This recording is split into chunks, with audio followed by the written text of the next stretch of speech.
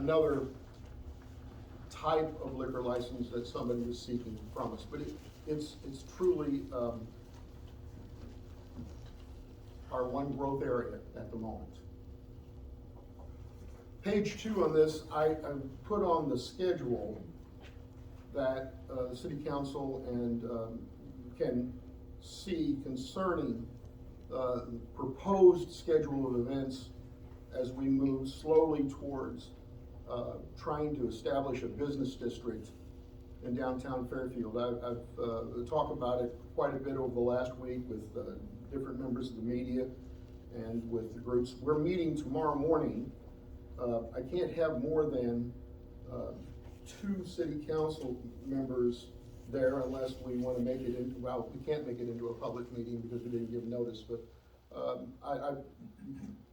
we can talk and see which 2 would like to be there. We're going to tomorrow continue to work on, our work up to this point has just been trying to identify the property that's in the business district and is not in the business district. Obviously, we have residential patches within our main business district, which we identify from Le Mans to Walmart, quite honestly, and also south to Casey's. That's pretty much the area that we're talking about. But anyway, I wanted to share that with members of the city council, and I'd be more than happy to answer any questions about my mayor's report. Who are the members of your committee? The members regarding the business district.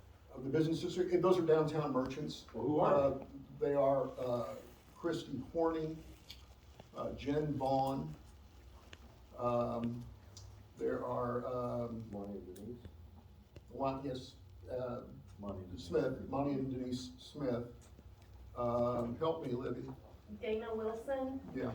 Mark Turner. Yep.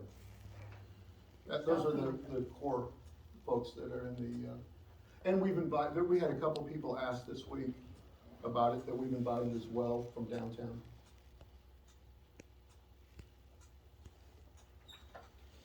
No hidden agenda here. If you want to know more, please ask me. I'm here every day. Any other questions concerning the mayor's report? If none, we'll move to miscellaneous. I'd just like to thank Doc Mills for being the, What do you want, chaplain? chaplain for the police department in the last 6 years. He did a wonderful job and was offered his services here over the last couple of weeks as well, even though he's moved on to Mount Vernon to be able to help our officers.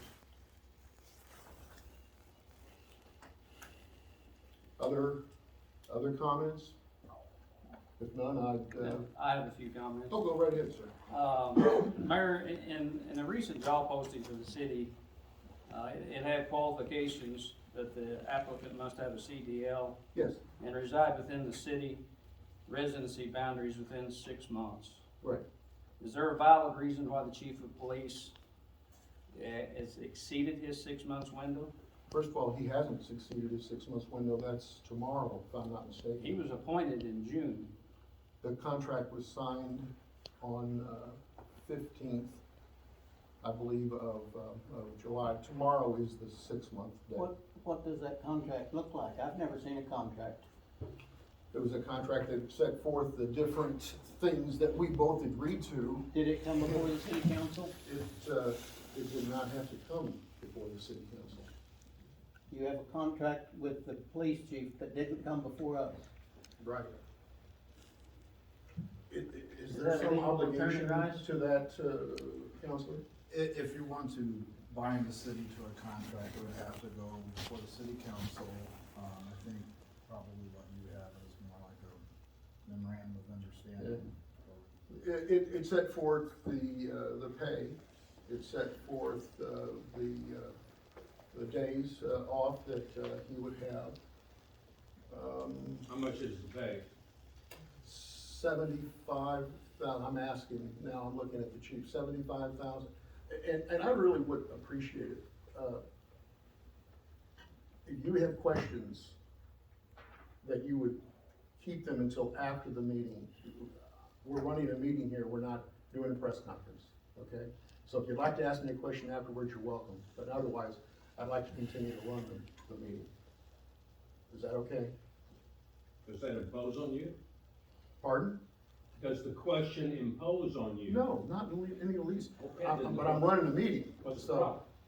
the problem is, you're asking questions from the press area, which is disturbing what we're trying to accomplish here. I'd be more than happy to answer questions from the media after the meeting. All right, where was it? 75, was it 75,000? Do you remember right offhand, Chief? 78.5, Mayor. 75. What I did was I paid him the same amount as, the previous chief. However, he did not take, a pension. So, actually, we paid him less than we paid the previous chief by virtue of that. You're including benefits on that, that's not a salary. That is the salary. His salary is more than the chief of police, not including the benefit package.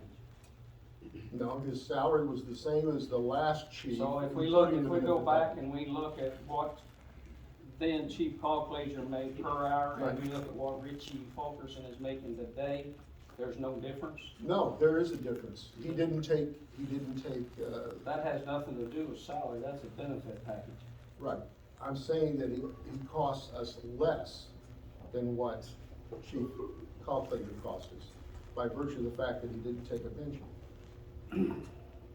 So is he gonna live in town tomorrow? He is satisfying the residency requirements as set forth by legal counsel, And that is, that he has a residence in town. that he lives here? He has a residence in town, is the FOP contract and the city ordinance. It says that the officers will live in the boundaries from Barnhill Crossroads North, 161 South, Euless Cafe Road West, and Sims Cross Road East. Carmi is not in that. He has a residence here. Are we following the chief now in a surveillance mode? No, I'm asking a question that. I'm just asking if that's what you're doing. Well, you know, we terminated a firefighter for not living within the residency. We hounded a former police officer for not living in the city, maybe having a residence in Barnhill. We followed another police officer because he had a residency in Jasper, but yet it's okay for Chief Fulkerson to do that? What is the standard? He has to maintain a residency within the boundaries that, we've set out. I think they are a little outside of the city, but, you know, he has to maintain a residence in the city. That means his driver's license would have to have an address in the city, or within the boundaries. He just has to live here, and I don't know He what has his to live driver. here, Yes. And he has to he's live here. Currently not Live living here here. or have a residence. Maintain a residence. That's what the FOB contract says, that's what our ordinance says. I think that that's wrong. You know, if we're gonna pay that man, he should have to live in this city. You know, there were many aldermen previously that threw a fit when we looked to change the boundaries. He needs to live in the city and reside, you know, so I own a house down at 511 Northwest Ninth. I can go live in Carmi in his subdivision, and it's just fine to be an alderman. You can go to Bethalto in your old hometown, but own your house on First Street, and that's fine? Is that what you're saying? I'm saying I have a residence in Fairfield, and I also have a residence outside of Fairfield. Where do you live, Mike? I live in Fairfield. Thank you. But that's not what the ordinance says. I think That's you're not- skirting it. That's No, the way that's all not what the ordinance that's the way says, all and that's not what the guidelines FOB have been contract followed. says. is what we were also told when we hired, you know, that he would be moving Yes, to Fairfield. he would be moving to Fairfield. Oh, I don't recall ever saying that he was gonna move to Fairfield. I said he would have a residence in Fairfield.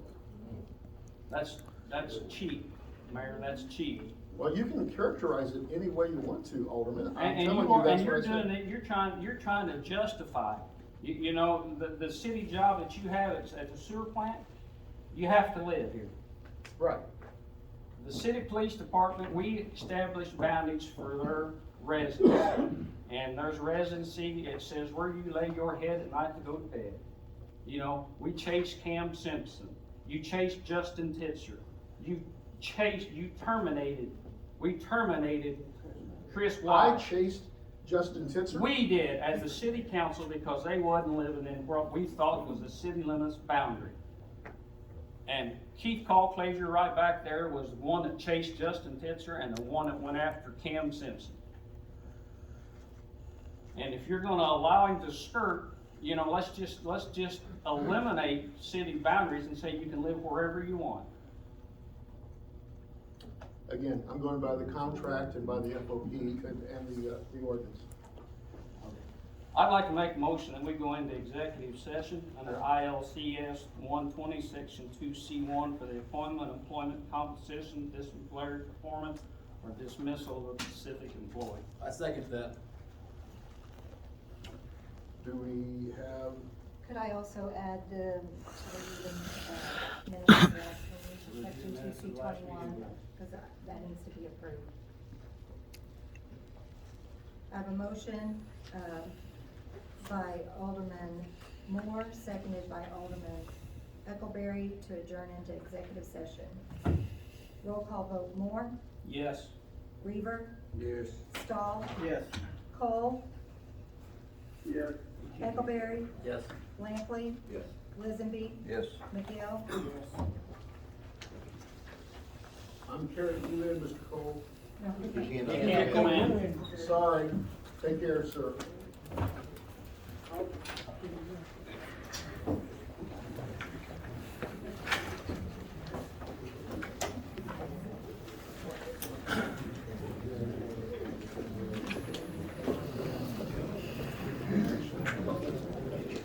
I don't plan on it. That's true, but I'm not planning on coming out with any action.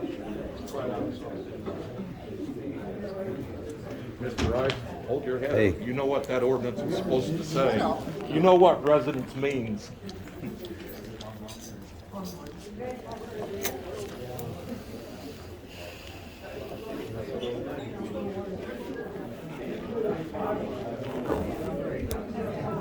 Stahl.